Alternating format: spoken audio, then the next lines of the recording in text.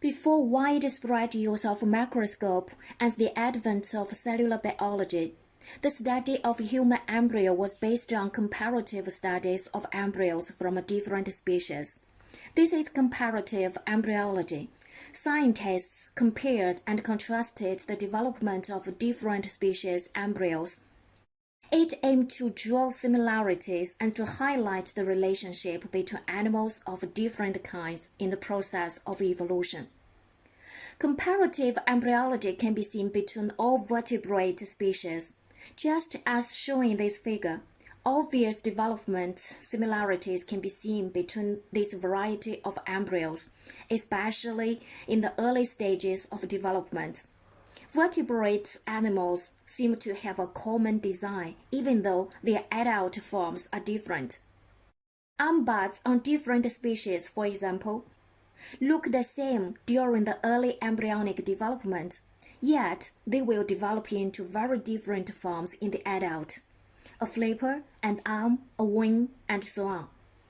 Another example is bronchial arch. Bronchial arches become the gill apparatus of fish, but become the mammalian jaws and ears, including the formation of the vertebrate skull.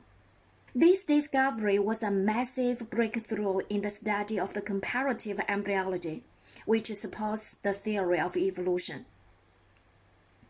In the 19th century, Schleiden and Schwann formulated the cell theory.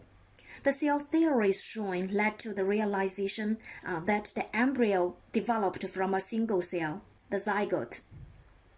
In 1865, Wilhelm His invented the microtome, a mechanical device used to slice the tissue sections for microscopic examination. His method paved the way for the accurate study of the human embryo. Later, embryologists made a comprehensive observation and systematic description of the embryogenesis. With the help of computer, more and more three-dimensional, stereoscopic, and computer-generated images of embryo appear. With the development of experimental conditions and scientific technology, some scholars began to use experimental methods such as embryo cutting, cell transplantation, isotope labeling, and in vitro culture to study mechanisms of embryogenesis.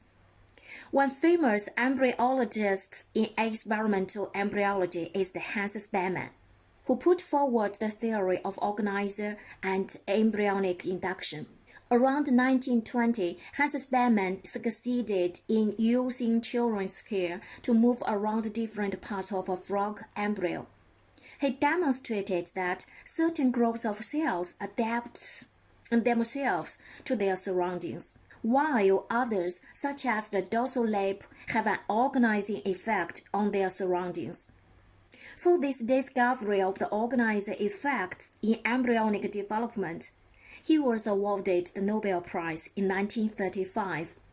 On the basis of his findings, some scientists try to isolate the molecules that are transmitted from one tissue to another, causing embryonic induction. With the development of technology in molecular biology, people began to use molecular technology to study molecular mechanisms of embryological behaviors and gene regulation of embryogenesis. Gradually, human beings are deciphering the mystery of embryogenesis.